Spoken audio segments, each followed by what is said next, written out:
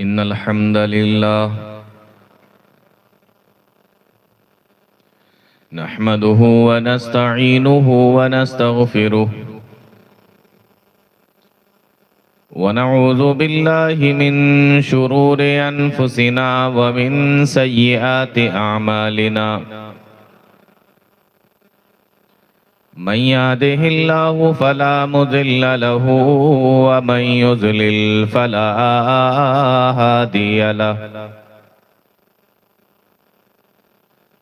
وأشهد أن لا إله إلا الله وحده لا شريك له وأشهد أن محمدا عبده ورسوله يا أيها الذين آمنوا اتقوا الله حق تقاته ولا تموتن إلا وأنتم مسلمون يا أيها الناس اتقوا ربكم الذي خلقكم من نفس واحدة وخلق منها زوجها وبث منهما رجالا كثيرا ونساء واتقوا الله الذي تساءلون به والأرحام إن الله كان عليكم رقيبا يا أيها الذين آمنوا اتقوا الله وقولوا قولا سديدا يصلح لكم أعمالكم ويغفر لكم ذنوبكم ومن يطع الله ورسوله فقد فاز فوزا عظيما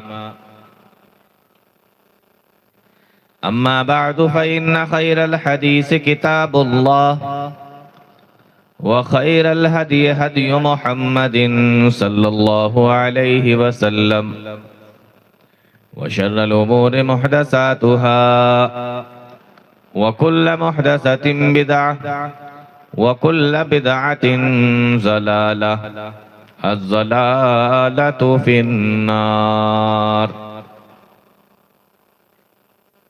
أعوذ بالله السميع العليم من الشيطان الرجيم بسم الله الرحمن الرحيم ومن يعمل من الصالحات من ذكر أو أنثى وهو مؤمن فأولئك يدخلون الجنة ولا يظلمون نقيرا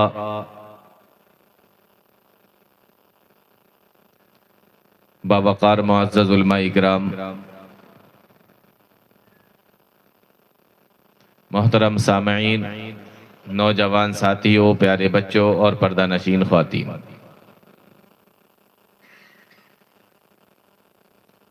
دو روزہ یہ جو پروگرام آپ کا چل رہا ہے، اس کی آخری شب ہے اور رات بھی لگ بھگ بیت چکی ہے۔ آپ لوگ پوری رات یہاں پر بیٹھ کر تقریر سنتے رہے ہیں۔ تھوڑی دیر کے لیے میں آپ کے سامنے حاضر ہوا ہوں، چند چیزیں ہیں، چند باتیں ہیں، وہ آپ لوگوں کو بتانا ہے۔ مجھے کیا بولنا ہے، کس ٹاپک پر بولنا ہے، یہ مجھے بتا دیا گیا ہے، اور کتنی دیر بولنا ہے یہ بھی مجھے بتا دیا گیا ہے۔ موضوع ہے اسلام کے اندر عورت کا مقام۔ اسلام میں عورت کا مقام۔ اگر آپ غور کریں گے تو آپ کو معلوم ہوگا کہ اسلام ہی ہے، اسلام ہی ہے جس نے عورت کو مظلومیت سے نکال کر انسانیت کے مقام پر فائز کیا ہے۔ اگر آپ غور کریں گے تو آپ کو معلوم ہوگا کہ اسلام ہی ہے جس نے یہ بتایا کہ مرد اور عورت دونوں ایک ہی جنس سے ہیں۔ اگر آپ غور کریں گے تو آپ کو معلوم ہوگا کہ اسلام ہی ہے جس نے یہ بتایا کہ جتنے حقوق تمہارے اور جس طریقے کے حقوق تمہارے عورتوں کے اوپر ہیں ویسے ہی عورتوں کے حقوق مردوں پر بھی ہے۔ وَلَهُنَّ مِثْلُ الَّذِي عَلَيْهِنَّ بِالْمَعْرُوفِ۔ اگر اس موضوع کو آپ کو سمجھنا ہے کہ اسلام نے عورت کو کیا مقام و مرتبہ دیا، اسلام کے اندر عورت کا کیا مقام ہے، اگر آپ اس کو سمجھنا چاہتے ہیں تو پہلے آپ کو یہ سمجھنا پڑے گا کہ اسلام سے پہلے عورت کا مقام تھا کیا۔ نہیں سمجھ میں آئی بات؟ تب آپ کو سمجھ میں آئے گا جب آپ کو یہ پتا ہو کہ اسلام سے پہلے عورت کا کیا مقام تھا، عورت کیسے جیتی تھی، عورت کیسے رہتی تھی، اس کے ساتھ کیا کیا ہوتا تھا۔ جب یہ چیزیں آپ کو معلوم ہوں گی تو آپ کو سمجھ میں آئے گا کہ جب اسلام آیا تو اسلام نے عورت کو کیا مقام دیا، اسلام نے عورت کو کیا حالت دی ہے، اسلام میں آ کر عورت کو کیا عزت ملی ہے۔ اسلام سے پہلے دنیا کے اندر ایک مذہب تھا جس کو یہودیت کہتے ہیں، جس کو یہودیت کہتے ہیں۔ یہودیت کو اگر آپ دیکھیں تو یہودیت کے اندر یہ چیز ہے کہ اگر کسی کے یہاں لڑکے موجود ہیں اور لڑکیاں بھی موجود ہیں تو باپ کی وراثت میں، باپ کے جائیداد کے اندر لڑکے ہونے کی وجہ سے لڑکیوں کو حصہ نہیں ملے گا، ان کو حصہ نہیں ملے گا۔ بات سمجھ میں آ رہی ہے؟ اگر لڑکے موجود ہیں اور لڑکیاں بھی ہیں تو لڑکوں کی موجودگی میں لڑکیوں کو حصہ نہیں ملے گا۔ یہ کہاں ہے؟ یہ یہودیت کے اندر ہے، حصہ نہیں ملے گا، بالکل بھی نہیں ملے گا۔ ہاں اگر لڑکے نہیں ہیں، صرف لڑکیاں ہیں تو ملے گا، لیکن اگر لڑکے ہیں تو لڑکوں کی موجودگی میں، بیٹوں کی موجودگی میں بیٹیوں کو حصہ نہیں ملے گا یہودیت کے اندر۔ اسلام نے کیا یہی کہا ہے؟ کیا اسلام کی یہی تعلیم ہے؟ کیا اسلام نے بھی یہی دیا ہے کہ اگر لڑکے ہوں گے تو لڑکیوں کو حصہ نہیں ملے گا، بیٹے ہوں گے تو بیٹیوں کو حصہ نہیں ملے گا؟ نہیں میرے بھائیو، سمجھو اسلام نے عورت کو کیا دیا۔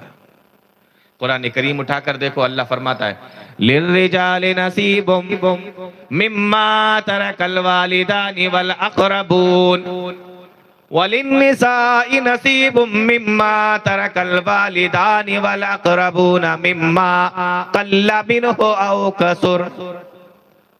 ماں باپ جو بھی چھوڑ کر جائیں اس میں لڑکوں کے لیے بھی حصہ ہے، اور ماں باپ جو بھی چھوڑ کر جائیں اس میں لڑکیوں کے لیے بھی حصہ ہے، بیٹوں کے لیے بھی حصہ ہے، بیٹیوں کے لیے بھی حصہ ہے۔ مما قل منہ او کثر، ماں باپ چاہے زیادہ چھوڑ کر جائیں چاہے کم چھوڑ کر جائیں لیکن حصہ دونوں کو ملے گا، یہ اسلام نے دیا۔ یہودیت میں کیا ہے؟ بیٹے ہوں گے تو بیٹیوں کو حصہ نہیں ملے گا۔ اور دیکھیے یہودیت کے اندر ہے، یہودیت کے اندر عورتوں کے لیے یہ بھی ہے کہ اگر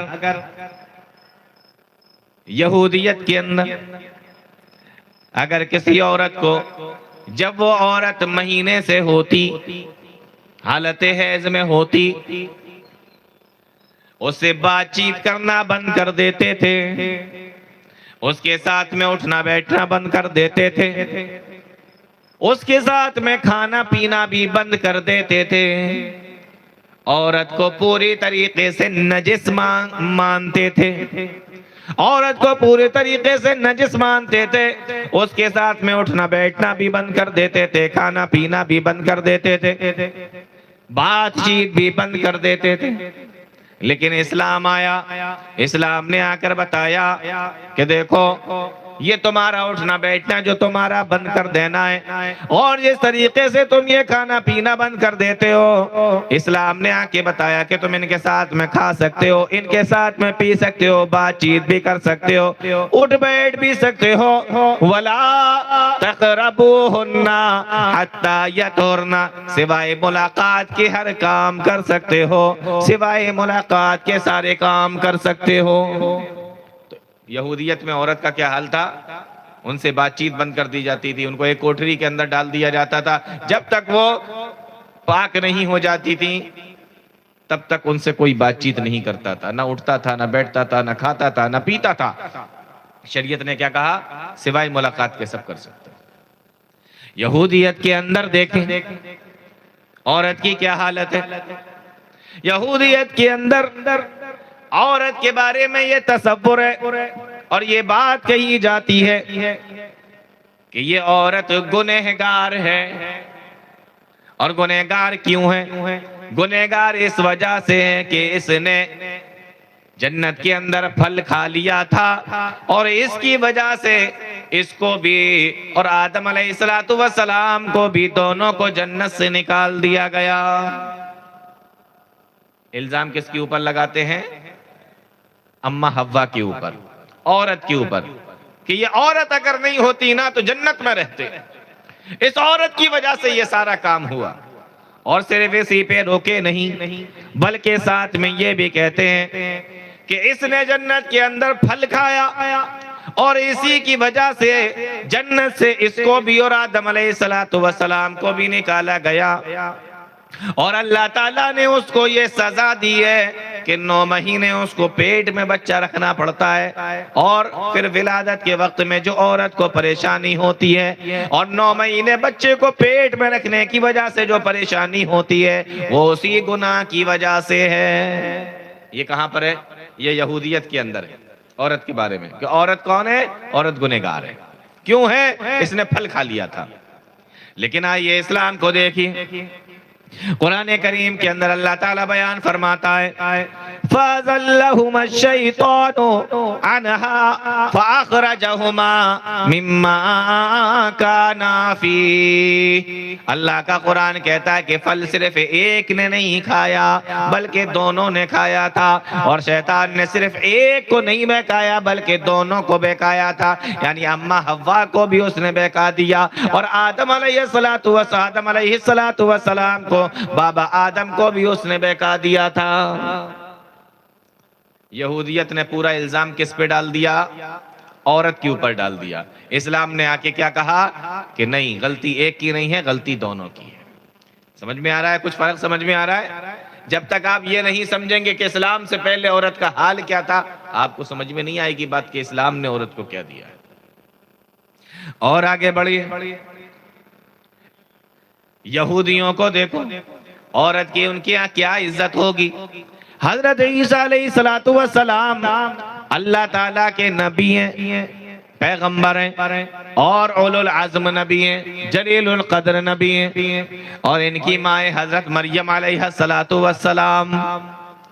لیکن انہی یہودیوں نے ایک پیغمبر کی ماں کو، حضرت عیسیٰ علیہ السلام کی ماں کو نعوذ باللہ زانیہ تک کہا ہے۔ معلوم ہے آپ کو عیسیٰ علیہ السلام بغیر باپ کے پیدا ہوئے تھے، تو یہ یہودی الزام لگایا کرتے تھے حضرت مریم علیہ السلام کے اوپر۔ یہ حالت ہے میرے بھائیوں ان کی نگاہ میں عورتوں کی۔ اب آئیے ذرا عیسائیت کے اندر دیکھیے، عیسائیت کو جب آپ پڑھیں گے تو آپ کو معلوم ہوگا عیسائیت کے اندر ان کے یہاں لکھا ہوا ہے کہ عورت شیطان ہے، کہیں پر لکھا ہوا ہے کہ عورت شیطان کا ہتھیار ہے، کہیں پر لکھا ہوا ہے کہ عورت گندگی کا ایک مجموعہ ہے، خباثتوں کا ایک ڈھیر ہے، کہیں پر لکھا ہوا ہے کہ آیت میں دیکھیں عورتوں کا کیا حال ہے۔ اور پھر آپ یہ دیکھیں کہ پیارے نبی صلی اللہ علیہ وسلم جب عرب کے اندر آئے تو عرب کے اندر عورتوں کا کیا حال تھا، وہاں عورتوں کے ساتھ میں کیسا سلوک کیا جاتا تھا، وہاں عورتوں کے ساتھ میں کیا کیا جاتا تھا، قرآن کریم نے اس کو بیان کیا ہے۔ یہ کوئی پہلی بار آپ کو بتایا نہیں جا رہا ہے۔ عرب کا حال دیکھو، عورتوں کے ساتھ میں کیا ہوتا تھا، قرآن کریم نے اس کو بیان کیا۔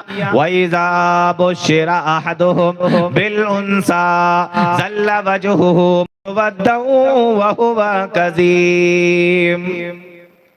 ان میں سے جب کسی کو یہ خوشخبری سنائی جاتی تھی، وَإِذَا بُشِّرَ أَحَدُهُم بِالْأُنثَىٰ کہ تمہارے گھر کے اندر بچی پیدا ہوئی ہے، ظَلَّ وَجْهُهُ مُسْوَدًّا اس کا چہرہ کالا پڑ جایا کرتا تھا، وَهُوَ كَظِيمٌ اور اندر گھٹنے لگتا تھا۔ بچی کی خبر سن کر اندر گھٹنے لگتا تھا کہ اب کیا ہوگا، میرے یہاں تو بچی پیدا ہو گئی ہے، میرے یہاں تو لڑکی پیدا ہو گئی ہے۔ ان کو لڑکا چاہیے تھا، نرینہ اولاد چاہیے، بیٹی نہیں چاہیے، بچی نہیں چاہیے۔ اس کو اپنے لیے عار سمجھتے تھے، ذلت سمجھتے تھے۔ قرآن کریم نے اسی کو بیان کیا ہے۔ وَإِذَا بُشِّرَ أَحَدُهُم بِالْأُنثَىٰ ظَلَّ وَجْهُهُ مُسْوَدًّا وَهُوَ كَظِيمٌ جب ان کو یہ بتایا جاتا کہ تمہارے یہاں بیٹی پیدا ہوئی ہے، ان کو یہ بتایا جاتا، یہ خبر دی جاتی ہے، خوشخبری سنائی جاتی، ظَلَّ وَجْهُهُ مُسْوَدًّا چہرہ کالا پڑ جایا کرتا تھا، وَهُوَ كَظِيمٌ اور اندر گھٹن ہونے لگتی تھی۔ یہ حالت تھی عورت کی۔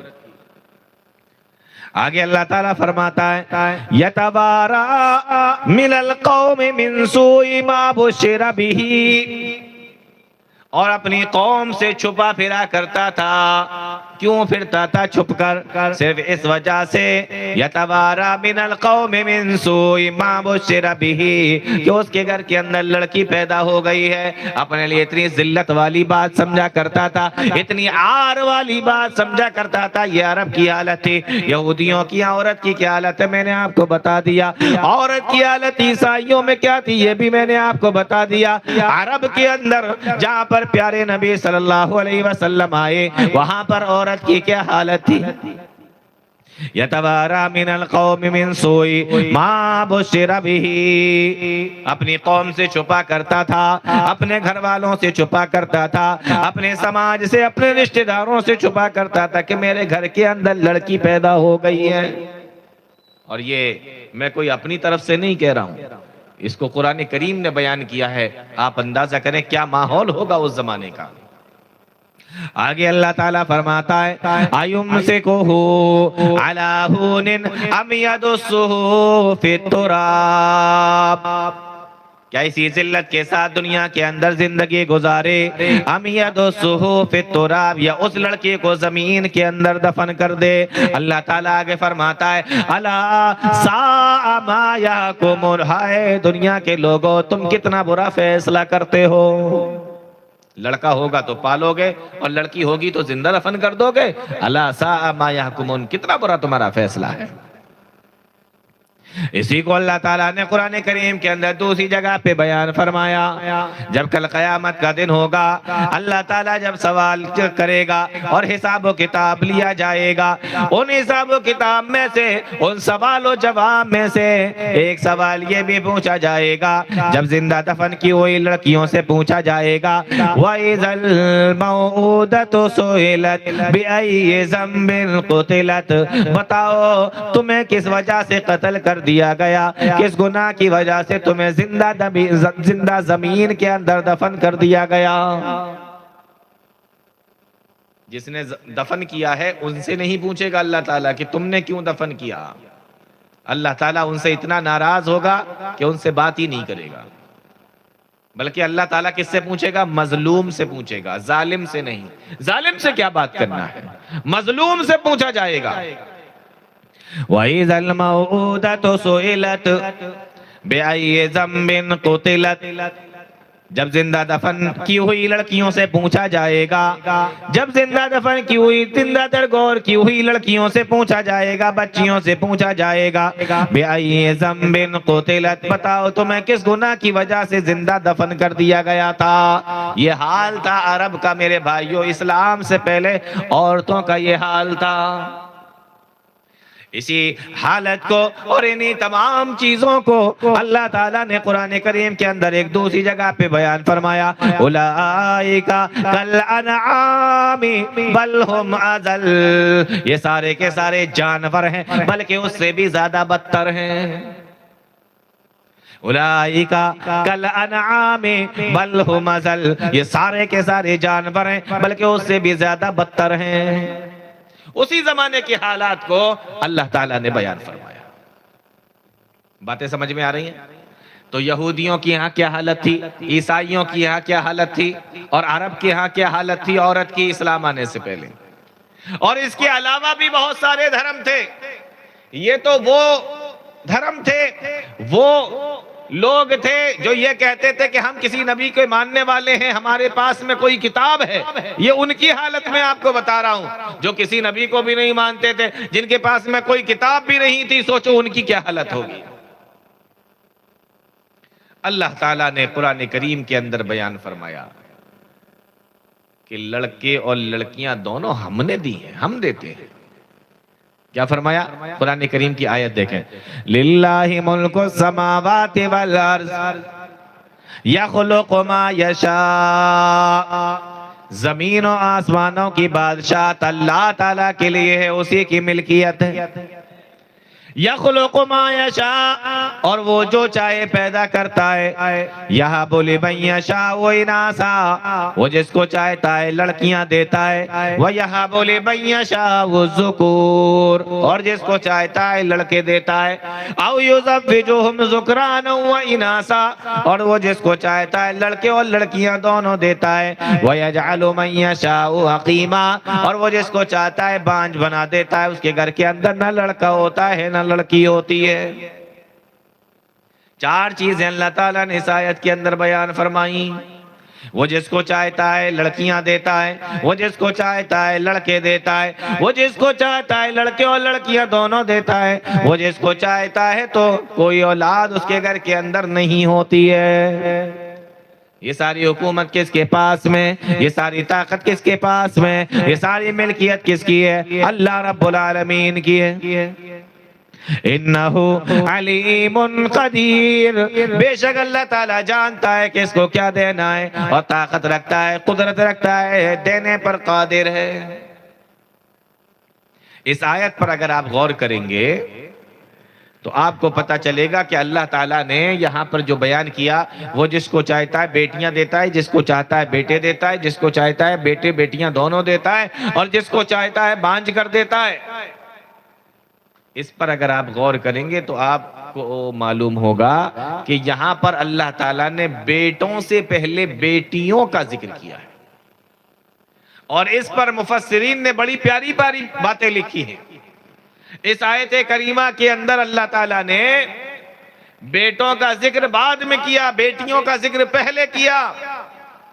امام ابن قیم رحمہ اللہ نے لکھا ہے، عرب کے لوگ بیٹیوں کی عزت نہیں کیا کرتے تھے، بیٹوں کو پسند کیا کرتے تھے، اس لیے اللہ تعالیٰ نے یہاں پر بیٹوں کے بجائے بیٹیوں کو پہلے پسند کیا اور پہلے بیان کیا، اور یہاں پر پہلے بیان کر کے یہ بتا دیا کہ اے دنیا کے لوگوں سنو، یہ بیٹیاں ہماری نعمت ہیں۔ یہب لمن یشاء اناسا، میں جس کو چاہتا ہوں بیٹیاں دیتا ہوں۔ یہاں پر اللہ تعالیٰ نے پہلے بیٹیوں کا ذکر کر کے بیٹیوں کو، بچیوں کو، لڑکیوں کو عزت عطا کی ہے۔ بیٹوں سے پہلے بیٹیوں کا ذکر ہے اس آیت کریمہ کے اندر۔ تو اسلام کے اندر عورت کا یہ مقام ہے، اسلام نے عورت کو یہ مقام دیا۔ چلیے ابھی تھوڑا سا ٹائم ہے میرے پاس میں، تو ایک دو باتیں اور بتاتے ہیں کہ اسلام نے عورت کو کیا دیا ہے، اسلام نے عورت کو کیا مقام عطا کیا ہے۔ مشہور واقعہ ہے لیکن میں چاہتا ہوں کہ میں آپ کو سناؤں۔ پیارے نبی صلی اللہ علیہ وسلم کے پاس میں ایک عورت آتی ہے، اور عورت آنے کے بعد میں کہتی ہے اللہ کے نبی صلی اللہ علیہ وسلم میں اپنے شوہر کے ساتھ میں رہتی ہوں، میرے چھوٹے چھوٹے بچے ہیں، میرے مجھے کوئی شکایت بھی نہیں ہے، لیکن آج میرا شوہر مجھ سے ناراض ہو گیا، اور ناراض ہونے کی وجہ سے اس نے وہ جملہ کہہ دیا جس جملے کی وجہ سے عرب کے اندر بیویاں اپنے شوہر کے اوپر حرام ہو جایا کرتی تھیں۔ یہ ان لوگوں نے اپنا ایک جملہ بنا رکھا تھا، کیونکہ اسلام نہیں آیا تھا تو طلاق وغیرہ کے ان کو مسائل، ظاہر سی بات ہے کہ اسلام آئے گا تبھی ان کو پتا چلے گا۔ تو اس سے پہلے کہ اگر کوئی شوہر اپنی بیوی کو الگ کرنا چاہے تو انہوں نے اپنے لیے کچھ جملے بنا رکھے تھے، کچھ چیزیں بنا رکھی تھی کہ اگر یہ کہہ دے گا تو عورت الگ ہو جائے گی، اور پورا عرب اس کو مانتا تھا۔ وہ عورت آئی اور آ کر کہنے لگی اللہ کے نبی میرے شوہر نے مجھ سے کہہ دیا کہ تو میری ماں کی طرح مجھ پہ حرام ہے، جس طریقے سے میری ماں میرے اوپر حرام ہے اسی طریقے سے تو بھی میرے اوپر حرام ہے، انت علی کزار امی، جس طریقے سے میری ماں میرے اوپر حرام ہے اسی طریقے سے تو بھی میرے اوپر حرام ہے۔ میرے شوہر نے مجھ سے یہ کہہ دیا، اور اب عرب کے رواج کے مطابق شوہر اور بیوی کو الگ ہونا ہے۔ اللہ کے نبی میں کہاں جاؤں گی اور کیا کروں گی؟ میں نے اپنی ساری زندگی تو اس کے ساتھ میں گزار دی ہے، اور اب جب بڑھاپے کا وقت شروع ہو رہا ہے میرے شوہر نے مجھ سے کہہ دیا ابھی میرے چھوٹے چھوٹے بچے بھی ہیں، اللہ کے نبی ان بچوں کا کیا ہوگا، میرا کیا ہوگا، میں کہاں جاؤں گی؟ پیارے نبی صلی اللہ علیہ وسلم نے فرمایا اے عورت، اللہ رب العالمین کی جانب سے اس بارے میں ابھی کوئی بھی حکم میرے اوپر نازل نہیں ہوا، اس لیے عرب کے مطابق اور عرب کے رواج کے مطابق تو اپنے شوہر کے اوپر حرام ہو گئی ہے۔ کیا فرمایا؟ تو اپنے شوہر پر حرام ہو گئی ہے۔ کہا اللہ کے نبی کوئی تو راستہ ہوگا، فرمایا نہیں نہیں، میں کوئی شریعت اپنی طرف سے نہیں بناتا، اللہ رب العالمین کی طرف سے شریعت نازل ہوتی ہے وہ میں تمہیں بتاتا ہوں، اور اللہ تعالیٰ کی طرف سے اس معاملے میں ابھی کوئی حکم نازل نہیں ہوا۔ اما عائشہ رضی اللہ تعالیٰ عنہ فرماتی ہیں کہ جب وہ عورت اپنی شکایت لے کر اللہ کے نبی صلی اللہ علیہ وسلم کے پاس میں آئی تو پیارے نبی صلی اللہ علیہ وسلم سے دھیرے دھیرے باتیں کر رہی تھی، فرمایا اتنے دھیرے دھیرے باتیں کر رہی تھی کہ وہ پیارے نبی سے باتیں کر رہی تھی تو مجھے بھی سنائی نہیں دے رہا تھا۔ نبی نے منع کیا، نبی کے پاس سے گئی، سامنے مسجد نبوی ہے، مسجد نبوی کے اندر آئیں اور آنے کے بعد میں اپنے سر کو سجدے میں رکھ دیا اور اللہ تعالیٰ سے دعا مانگنے لگی، اللہ تعالیٰ سے دعا کی اور خوب رو رو کر اللہ تعالیٰ سے دعا کی۔ اللہ تعالیٰ کو اس عورت کی دعا اتنی پسند آئی، اللہ تعالیٰ نے قرآن کریم کی آیتیں پیارے نبی صلی اللہ علیہ وسلم کے اوپر نازل فرمائی اور جبریل امین کو آیتیں لے کر بھیجا۔ جبریل امین آئے اور آ کر کہنے لگے اللہ کے نبی یہ آیتیں اللہ تعالیٰ نے آپ کے اوپر نازل فرمائی ہیں۔ کون سی آیتیں؟ فرمایا قد سمع اللہ قول التی تجادلک فی زوجہا وتشتکی الی اللہ۔ اللہ تعالیٰ نے اس عورت کی باتوں کو سن لیا ہے جو اللہ تعالیٰ سے شکایتیں کر رہی تھی اور آپ سے اپنے شوہر کے بارے میں جھگڑا کر رہی تھی۔ واللہ یسمع تحاورکما، اور اللہ تعالیٰ تم دونوں کی باتوں کو سن رہا تھا۔ ان اللہ سمیع بصیر، اللہ سننے والا ہے اور دیکھنے والا ہے۔ کتنے تعجب کی بات ہے۔ اما عائشہ بیان فرماتی ہیں کہ جب وہ عورت نبی سے باتیں کر رہی تھی اتنے دھیمے دھیمے باتیں کر رہی تھی کہ مجھے سنائی نہیں دے رہا تھا، لیکن اللہ تعالیٰ قرآن کریم کے اندر بیان کرتا ہے واللہ یسمع تحاورکما قد سمع اللہ قول التی تجادلک، اللہ نے اس کی باتوں کو سن لیا ہے۔ اما عائشہ برابر میں بیٹھی ہیں، ان کو سنائی نہیں دے رہا ہے اور ساتوں آسمانوں کے اوپر عرش کے اوپر اللہ تعالیٰ اس کی باتوں کو سن رہا ہے۔ اس سے پتہ چلتا ہے توحید۔ ابھی آپ نے بڑی پیاری تقریر سنی ہے توحید کے تعلق سے، اللہ تعالیٰ سن رہا ہے۔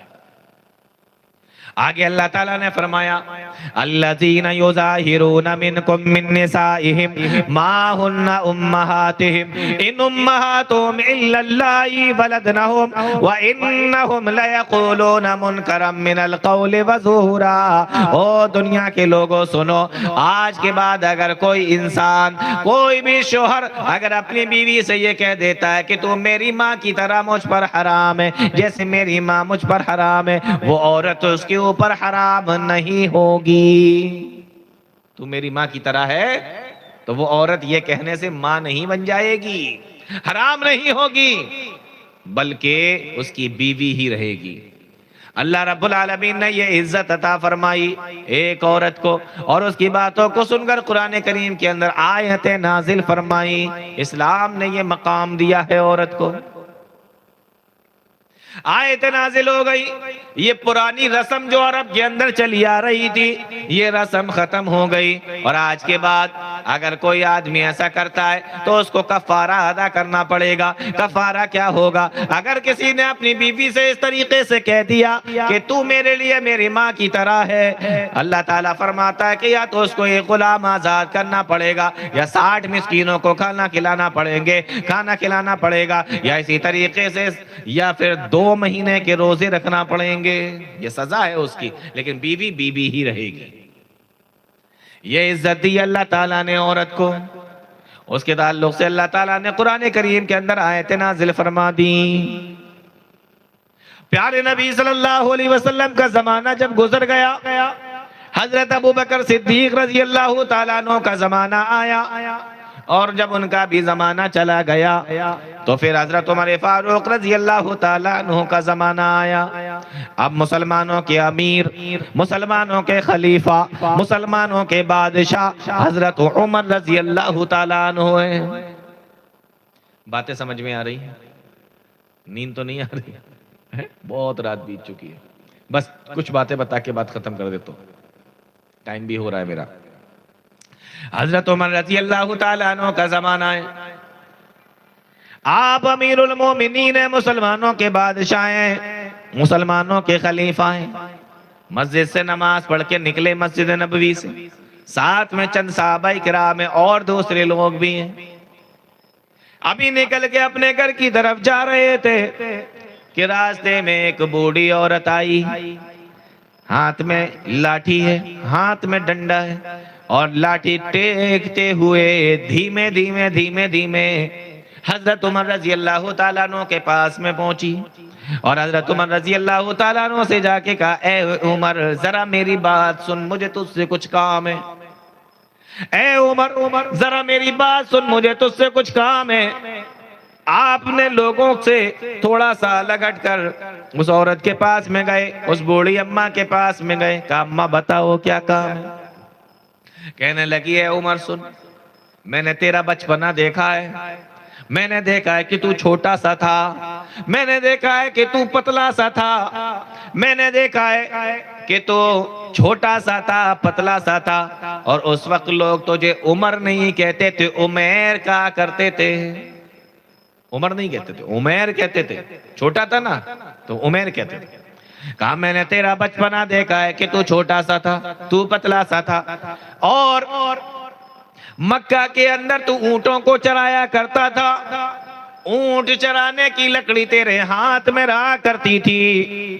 پھر میں نے تیری جوانی کو بھی دیکھا ہے، میں نے دیکھا دھیرے دھیرے کر کے تو بڑا ہوا، طاقتور ہوا، مکہ کا بہت تگڑا پہلوان بنا، میں نے تیرا وہ حال بھی دیکھا ہے۔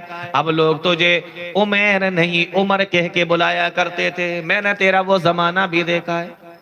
اور اے عمر سن، میں نے تیرا وہ زمانہ بھی دیکھا کہ جب تو نے اسلام قبول کر لیا، اور دھیمے کر کے آج میں تجھے دیکھ رہی ہوں کہ تو مسلمانوں کا بادشاہ بن گیا ہے، مسلمانوں کا خلیفہ بن گیا ہے، مسلمانوں کا امیر بن گیا ہے، تو میری کچھ باتیں سن لے، میری کچھ نصیحتیں سن لے۔ وہی بوڑھی عورت، وہی بوڑھی اماں حضرت عمر کو سمجھا رہے، ایسا کیا کر، ایسا مت کیا کر، ایسا کرنا ویسا کرنا، ورنہ قیامت کے دن تیرے ساتھ میں ایسا ہوگا، تجھے سوالوں کا جواب دینا پڑے گا، تیری پکڑ ہو جائے گی۔ نصیحتوں پہ نصیحتیں کرتی چلی جا رہی ہے کہ سن، تیرے تجھ سے پوچھ تاچھ ہوگی، تجھ سے پوچھا جائے گا، تیرے اوپر سب کا تمام لوگوں کی ذمہ داریاں ہیں۔ اس طریقے سے وہ سمجھاتی جا رہی ہیں، سمجھاتی جا رہی ہیں، اور مورخین نے لکھا ہے کہ حضرت عمر رضی اللہ تعالیٰ عنہ ان کی باتوں کو سن کر ہاں اماں، ہاں اماں، ہاں اماں اس طریقے سے جواب دیتے چلے جا رہے ہیں، سر سے سر ہلاتے چلے جا رہے ہیں۔ بہت دیر تک جب انہوں نے سمجھایا، جس طریقے سے بوڑھی عورتوں کا معاملہ ہوتا ہے، کسی کو پکڑ لیں گی، ایک بات کو دو دو تین تین بار بھی دہرا دیتی ہیں۔ ہوتا ہے نا بوڑھی عورتوں کا، پکڑ لیا، بیٹا ادھر آ، للہ ادھر آ، منا ادھر آ، اور ہاتھ رکھا کندھے پہ، سمجھا رہا ہے، سمجھائے ایک ہی بات کو بار بار بار بار۔ بوڑھی عورتوں کا یہی ہوتا ہے، سمجھا رہی ہیں۔ سمجھانے کے بعد میں جب وہ بوڑھی عورت چلی گئی، حضرت عمر رضی اللہ تعالیٰ عنہ لوگوں کے پاس میں آئے جن کے ساتھ میں نماز پڑھ کر مسجد نبوی سے نکلے تھے۔ اس میں سے کچھ لوگوں نے پوچھا، اے عمر یہ بوڑھی عورت کون تھی؟ اور آپ بڑی غور سے اس کی باتوں کو سن رہے تھے، یہ بوڑھی عورت کون تھی؟ اور آپ اس کی باتوں کو بھی بڑے غور سے سن رہے تھے۔ حضرت عمر کا جواب سنو، اور یہ دیکھو اسلام نے عورت کو کیا مقام عطا فرمایا ہے۔ کہنے لگے حضرت عمر رضی اللہ تعالیٰ عنہ، او لوگو یہ وہ بوڑھی عورت ہے جس کی باتوں کو اللہ تعالیٰ نے عرش پر سنا تھا۔ عمر کی کیا مجال ہے جو اس کی باتوں کو نہ سنے؟ نہیں سمجھ میں آئی بات؟ یہ وہ بوڑھی عورت ہے، یہ وہی عورت ہے جس کی باتوں کو اللہ تعالیٰ نے عرش پر سنا تھا۔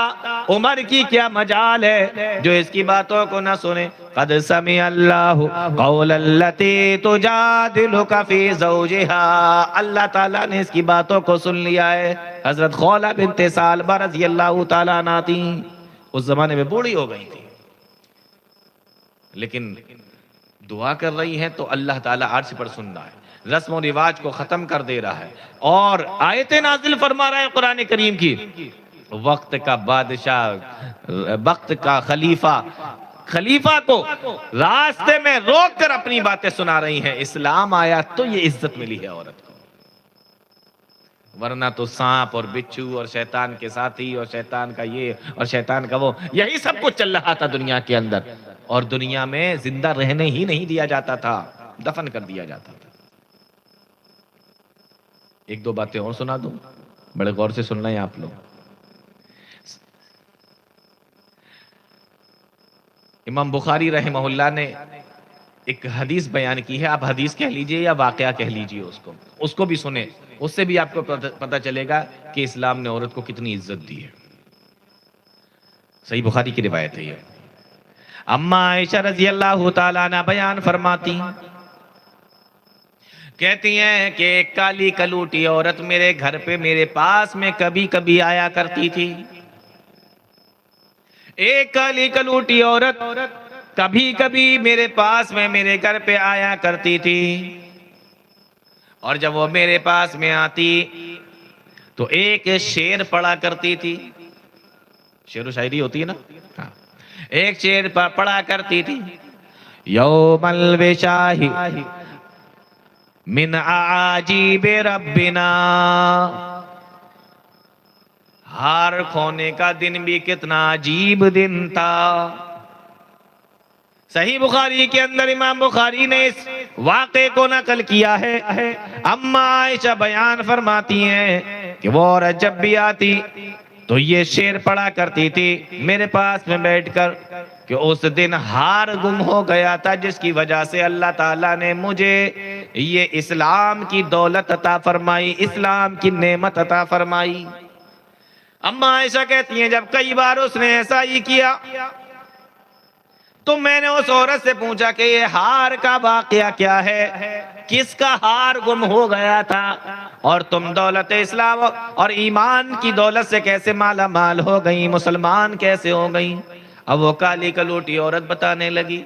اور ایک بات غور سے سن لینا، عرب کے لوگ کالے نہیں ہوتے، دیکھیں نا عرب کے لوگوں کے فوٹو دیکھے ہوں گے، کوئی دیکھا کسی کو کالا دیکھا ہے؟ نہیں ہوتے نا، عرب میں کالے لوگ نہیں ہوتے، سب بڑے خوبصورت خوبصورت لوگ ہوتے ہیں۔ معلوم یہ ہوا کہ وہ عورت عرب کی نہیں تھی، کہیں باہر سے آئی تھی۔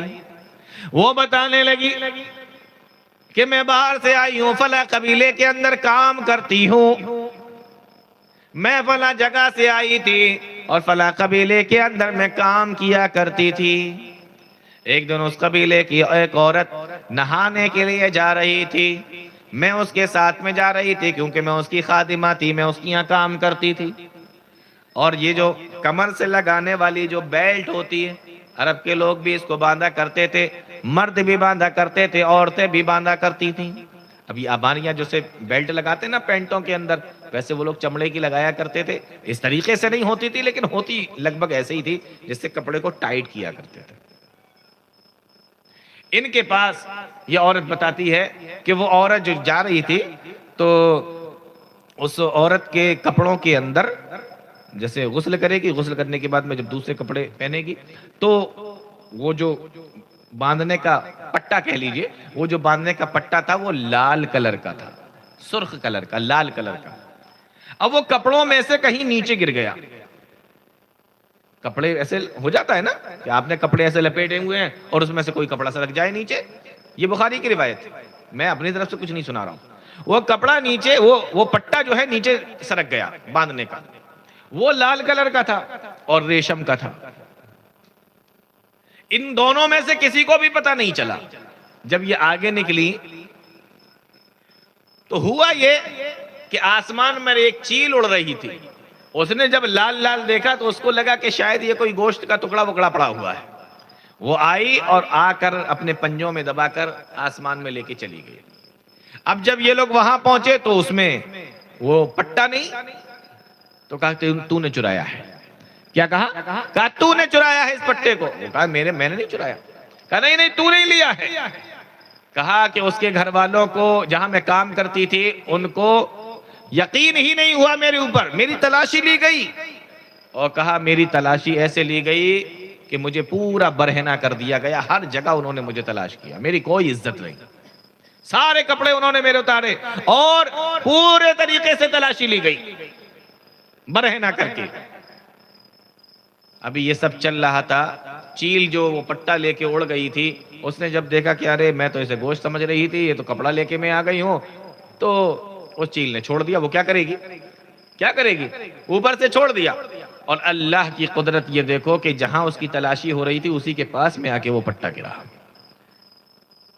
یہ کہیں اور ہوتا تو آپ کو لگتا کہ مولانا چھوڑ رہے ہیں، اپنے پاس سے بنا رہے ہیں، لیکن یہ بخاری کے اندر موجود ہے۔ یہ ساری باتیں جو میں آپ کو بتا رہا ہوں یہ سب صحیح بخاری کے اندر موجود ہے۔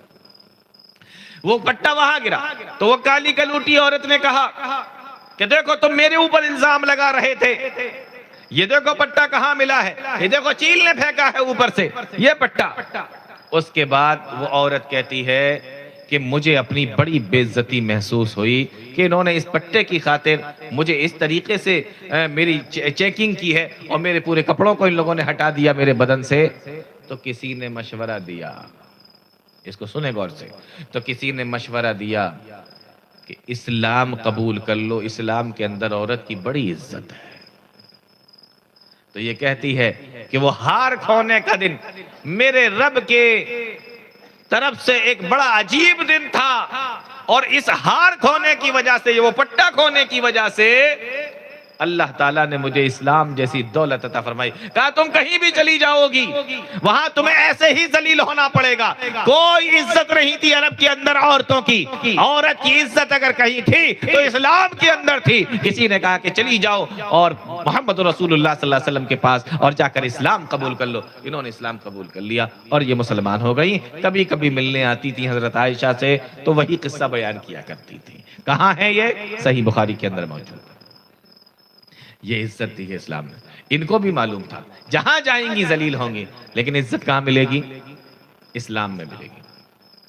وقت ہو گیا ہے، ایک چیز اور بتاتا ہوں آپ لوگوں کو بس، اس کے بعد بات ختم کرتا ہوں۔ ایک چیز اور سن لیجئے، اسلام نے عورت کو کتنی عزت دی ہے۔ یہ بھی صحیح بخاری کے اندر موجود ہے، میں ادھر ادھر سے کچھ نہیں سنا رہا آپ کو، سب یہ ساری حدیثیں صحیح بخاری کے اندر موجود ہیں. یہ سن لیجئے، اس کے بعد میں بھی چلتا ہوں، آپ بھی چلیے. پیارے نبی صلی اللہ علیہ وسلم مکہ سے عمرہ کر کے نکل لیں. اتنے میں ایک چھوٹی سی بچی پیچھے سے آتی ہے اور آواز لگاتی ہے، یا امی یا امی. غور سے سنو. ایک چھوٹی سی بچی آئی اور آ کر کہتی ہے، یا امی یا امی، او میرے چچا، او میرے چچا. پیارے نبی صلی اللہ علیہ وسلم کو چچا چچا کہہ کے پکارتی ہوئی آپ عمرہ کر کے مکہ سے نکل رہے ہیں، اور وہ بچی چھوٹی سی چچا چچا کہتی ہوئی پکارتی ہوئی پیچھے پیچھے بھاگتی ہوئی اللہ کے نبی صلی اللہ علیہ وسلم کے پاس میں آئی. اس سے پہلے کہ وہ نبی کے پاس میں پہنچتی، حضرت علی رضی اللہ تعالیٰ عنہ نے اس کو دیکھ لیا اور اس کا ہاتھ پکڑ لیا.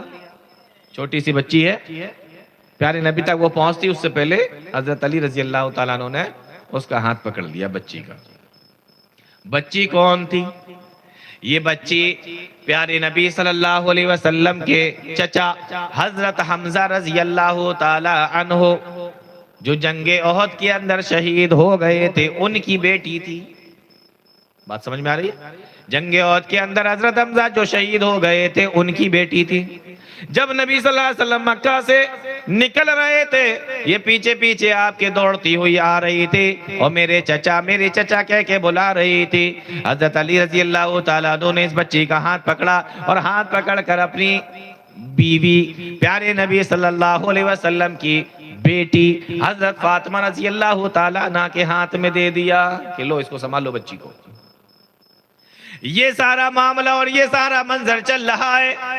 اتنے میں حضرت جعفر جو حضرت علی کے بڑے بھائی تھے اور حضرت زید بن حارثہ رضی اللہ تعالیٰ ان دونوں نے بھی اس بیٹی کو، اس بچی کو دیکھ لیا کہ حضرت علی نے اس بچی کو اپنی بیوی حضرت فاطمہ رضی اللہ تعالیٰ عنہ کو دے دیا ہے. اب یہ تینوں اللہ کے نبی صلی اللہ علیہ وسلم کے پاس میں آئے اور آ کر کہنے لگے، اے اللہ کے نبی یہ بچی ہمیں دے دیجئے، میں اس کو پالنے کے لیے تیار ہوں. کیا کہا؟ اے اللہ کے نبی یہ بچی مجھے دے دیجئے، میں اس کو پالنے کے لیے تیار ہوں. حضرت علی کہتے ہیں کہ میں اس کو پالوں گا. حضرت جعفر کہتے ہیں میں اس کو پالوں گا. حضرت زید بن حارثہ کہتے ہیں میں اس کو پالوں گا، یہ بچی مجھے دے دیجئے. اور اس کے باپ کا تو انتقال ہو چکا ہے، باپ تو شہید ہو چکے ہیں، اب بچی ہے، یتیم ہے، تو کہا میں اس کو پال لوں گا، مجھے دے دیجئے. حضرت علی کہتے ہیں اللہ کے نبی مجھے دیجئے کیونکہ یہ میرے چچا کی بیٹی ہے. حضرت جعفر کہتے ہیں اللہ کے نبی مجھے دیجئے، یہ میرے چچا کی بیٹی بھی ہے اور میری بیوی اس کی سگی خالہ ہے.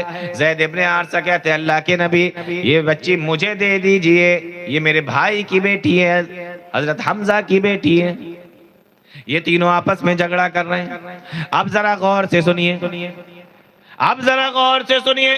حضرت علی رضی اللہ تعالیٰ، حضرت جعفر رضی اللہ تعالیٰ اور حضرت زید بن حارثہ رضی اللہ تعالیٰ وہ چھوٹی سی بچی کو پالنے کے لیے تینوں اللہ کے نبی صلی اللہ علیہ وسلم سے ضد کر رہے ہیں. اللہ کے نبی جو بچی مجھے دے دیجئے. حدیث کے الفاظ فاختصم فیہا، آپس میں جھگڑا کر رہے ہیں کہ یہ بچی مجھے پالنے کے لیے دی، میں اس کو پالنے کے لیے تیار ہوں، میں اس کی کفالت کرنے کے لیے تیار ہوں، یہ یتیم بچی کو پالنے کے لیے میں تیار ہوں. تینوں آپس میں جھگڑا کر رہے ہیں. میرے بھائیوں میں آپ کو بتانا یہ چاہ رہا ہوں، ایک وقت وہ تھا جب اسلام دنیا کے اندر نہیں آیا تھا، یہی مکہ تھا اور یہی عرب تھا اور یہی مکہ تھا کہ اسی مکہ کے اندر جب بچی پیدا ہوتی تھی تو باپ کا چہرہ کالا پڑ جایا کرتا تھا اور باپ اپنی بچی کو زندہ دفن کر دیا کرتا تھا. اور جب اسلام آ گیا تو کسی دوسرے کی بچی ہے اور لوگ پالنے کے لیے جھگڑا کر رہے ہیں.